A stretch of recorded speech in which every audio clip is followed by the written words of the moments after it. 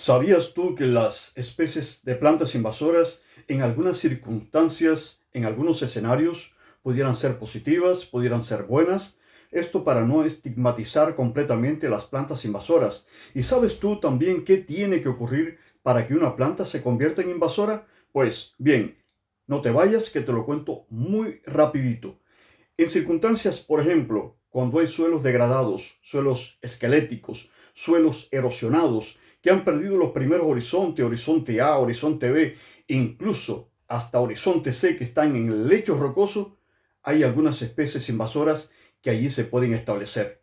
Sin embargo, las especies nativas en esas condiciones no se pueden establecer. Las condiciones donde ellas se desarrollaban ya no existen porque los suelos se erosionaron, porque se perdió toda la fertilidad, porque se perdieron las características donde ellas podían crecer y desarrollarse. Entonces, ahí vienen y se establecen los propágulos de las invasoras. Crean colonias, crean grupos de plantas, crean comunidades de plantas, ayudan a formar suelo y ahí entonces es un efecto positivo de las plantas invasoras. Pero les pongo otro ejemplo. En los litorales, sobre todo en las islas oceánicas, donde existen litorales que están cubiertos por algún tipo de planta, ejemplo manglares. Bueno, en esos lugares donde se eliminan los manglares, donde se eliminan las plantas que cubren esos litorales y ya no hay nada que aguante la intrusión marina, que aguante la impulverización marina y se establecen especies de plantas invasoras que logran crear una columna natural, vegetal, para flanquear esas condiciones, esos efectos negativos que pueden salinizar los suelos. En esas condiciones, pues también las plantas invasoras pueden ser positivas. En las islas oceánicas y en otras partes continental de América Latina y de otros continentes, una buena parte del total de las plantas ya son plantas exóticas. Pero aquí quiero aclarar algo. No todas las plantas exóticas son invasoras. Eso sí, todas las plantas invasoras son exóticas, pero no todas las plantas exóticas son invasoras. ¿Qué tiene que ocurrir para que una planta se convierta en invasora?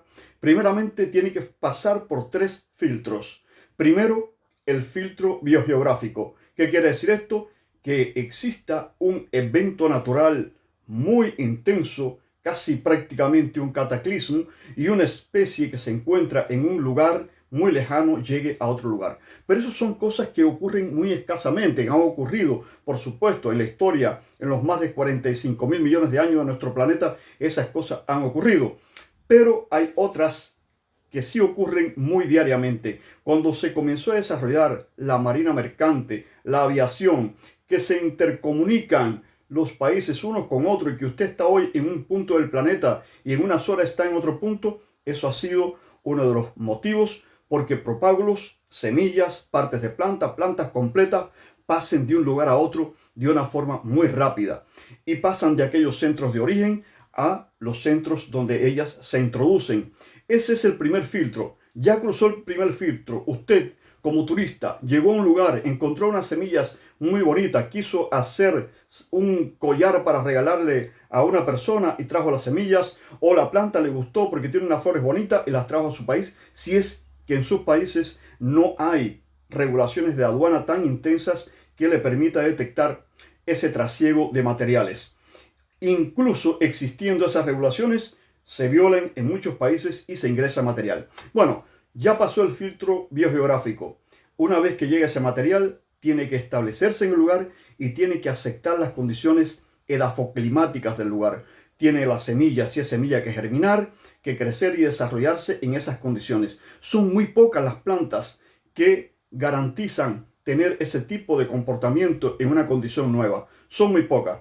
Y aquellas que logren desarrollarse en esa condición tienen que cumplir con un tercer filtro, que es el filtro biótico. Quiere decir que esa planta logre luchar, logre coexistir, logre cohabitar con otras plantas y con otros organismos bióticos que están en ese ecosistema. Es decir, que no venga un herbívoro rápidamente y se coma la planta, que no venga un insecto, que no venga un hongo o una bacteria y afecte a la planta de forma inmediata. Y además, que esa planta tenga la capacidad de producir flores y frutos y dejar descendencia. Si eso ocurre y después ella se multiplica aceleradamente sin la intervención del Homo sapiens, sin intervención del ser humano, esa planta se convierte en una planta invasora.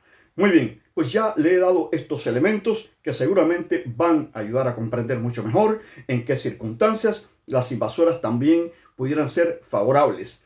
Muy bien, si te gustó este contenido, si te aportó algo nuevo, pues regálame un me gusta, compártelo con un amigo, compártelo con una amiga y deseo para ti mucha salud, muchos éxitos y nos vemos en un próximo video. Chao.